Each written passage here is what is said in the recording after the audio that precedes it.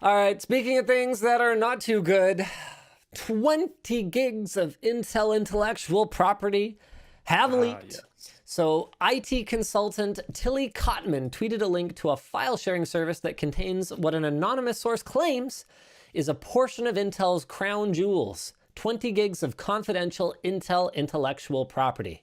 Say that 6 times fast.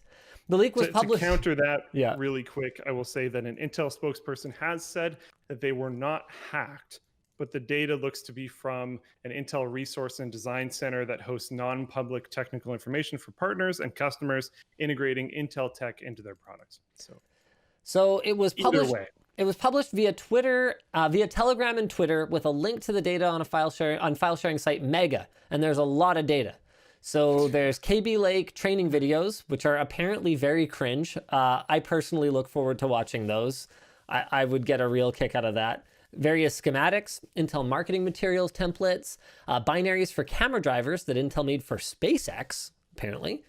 So that's interesting. Roadmaps, various Intel development and debugging tools, and it basically just goes on and on and on. Tilly Cotman says you should definitely search for backdoor in the firmware sources, though. I don't know that any of that has actually been followed up by others yet. This is a funny one, though. If you find password-protected zips in the release, the password is probably either Intel 123 or Intel 123 with or without a capital I. This was not set by me or my source. This is how it was acquired from Intel. Womp womp. To be fair, they don't seem like, with those password protected zips, they seem like they are designed to be handed outside of the company. Yes. And probably not exactly like super high security zip files. So basically what it looks like is this was information that was under NDA or Intel restricted secret protection. And apparently the information was sourced by scanning the internet with Nmap and finding an unsecured Akamai CDN server hosting Intel's files. So here's something that I would love to know.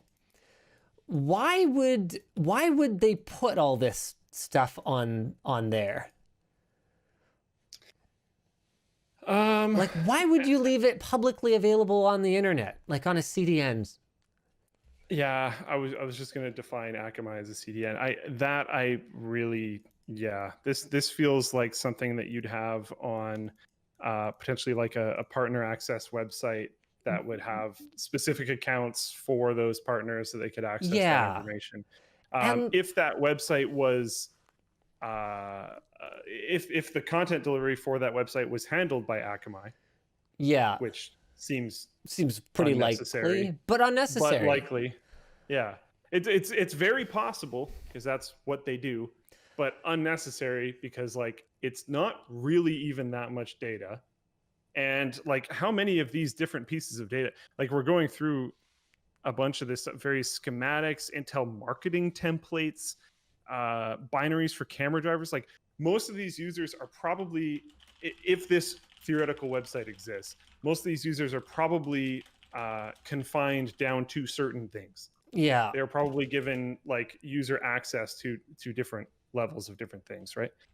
So like I can't imagine there's really that much access going on here.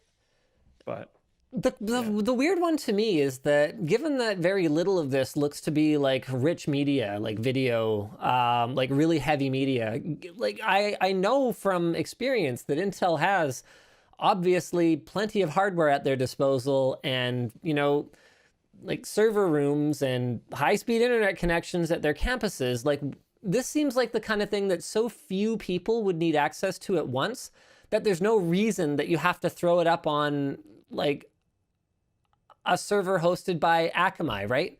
Like, why wouldn't they just, I mean, obviously they'd want something a little bit more sophisticated than, you know, an FTP server with SSL encryption or whatever, but like, why wouldn't they just host this themselves so that they can handle all the authentication? The funny thing about it is in our dealings with Intel, like we access their, like their payments portal and stuff, for example, because they're a longtime sponsor of ours. And like all of that, you know, seems